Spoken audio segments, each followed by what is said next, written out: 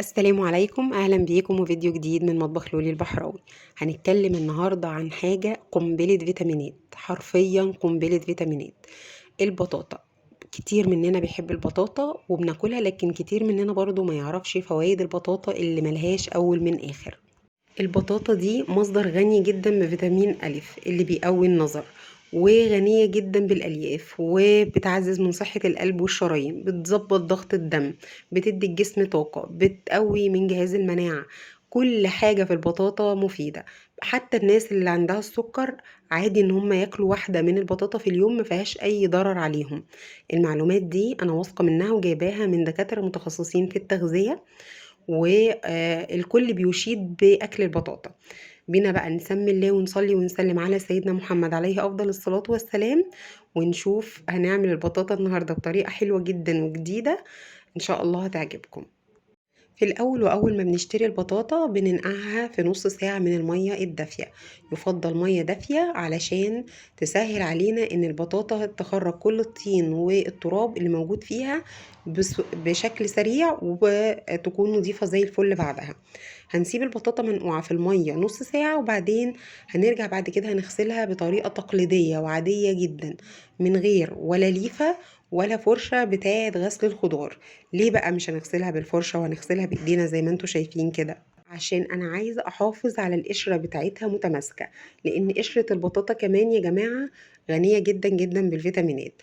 البطاطا زي ما قلنا غنية كمان بمضاد الاكسدة، يعني حاجة بتقوي الجسم في كل حالاتها.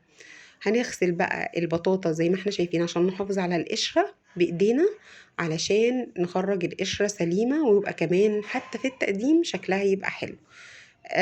بعد ما نغسل البطاطا بالشكل ده، طبعا احنا نغسلها على الاقل 3 4 مرات لحد ما ميه البطاطا نفسها تطلع بقى نظيفه جدا. في بقى خطوه تانية هنعملها دلوقتي هتساعد وتسهل من عملية تسوية البطاطا، تسرعها. هو ان انا بشيل بداية ونهاية كل واحدة كده من البطاطا، وبديها شق كده من كل ناحية بالسكينة.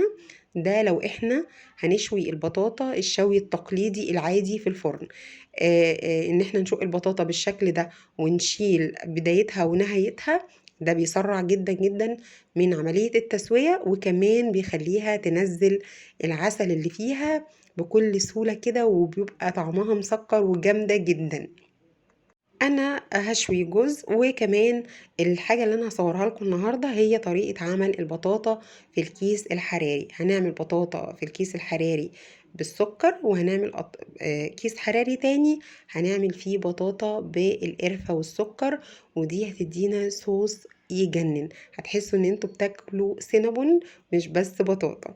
حقيقي الوصفة ان شاء الله هتعجبكم. تابعوا معايا الفيديو للاخر عشان نشوف الجمال ده هنعمله ازاي.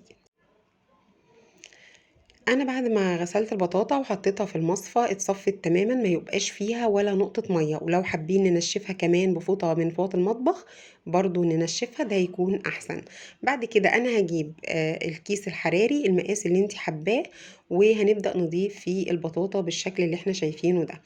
التركة المهمة في الموضوع اننا ما نسويش البطاطا فوق بعضها، يعني ما احطش الكيس، ما اجيبش كيس كبير قوي وابدا ارص البطاطا فيه دوار فوق بعضها كده، لا.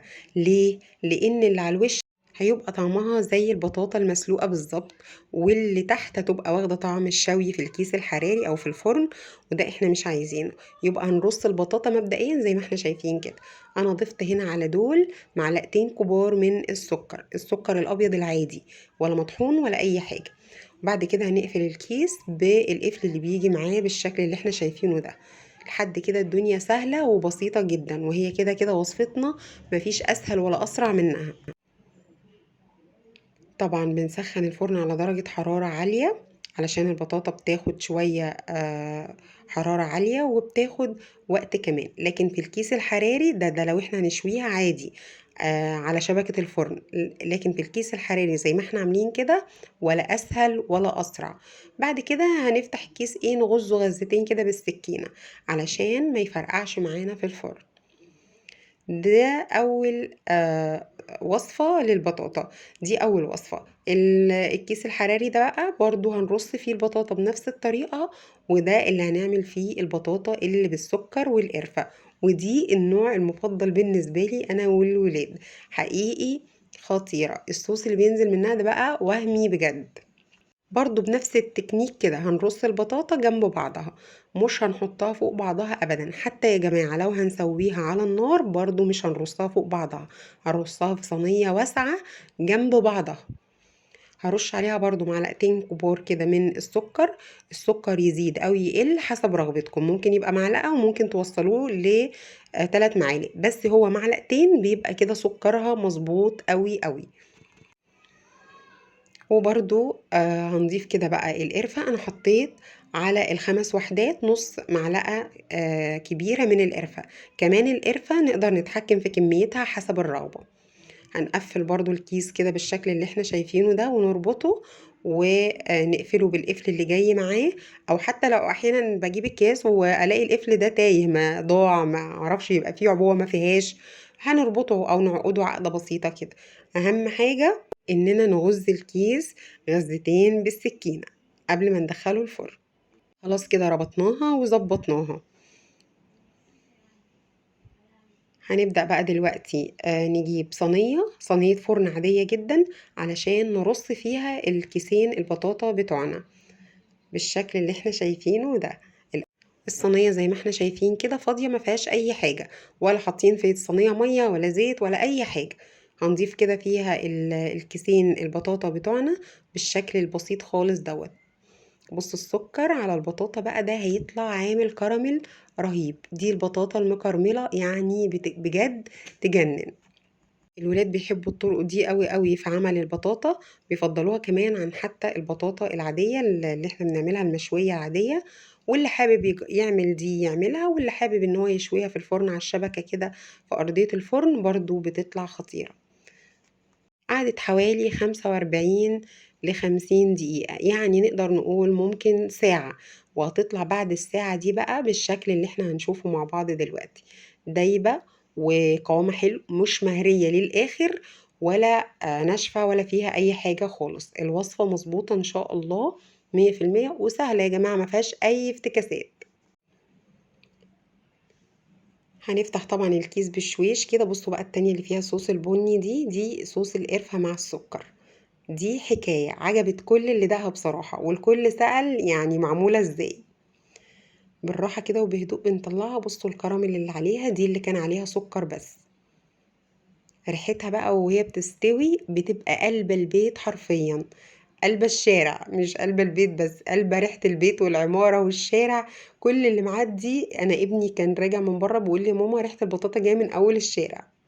هنقطعها بقى سلايس كده زي ما احنا شايفين بعد ما تستوي. ده شكل بس للتقديم، حابين تقدموها زي ما هي براحتكم، حابين تضيفوا عليها صوص شوكولاتة، او نضيف عليها لبن مكثف محلى، او نضيف عليها مكسرات، زي ما انتوا حابين. انا شخصيا بكتفي بيها وهي في الوضع ده كده جدا، لان هي مش بتبقى محتاجة الحقيقة اي حاجة.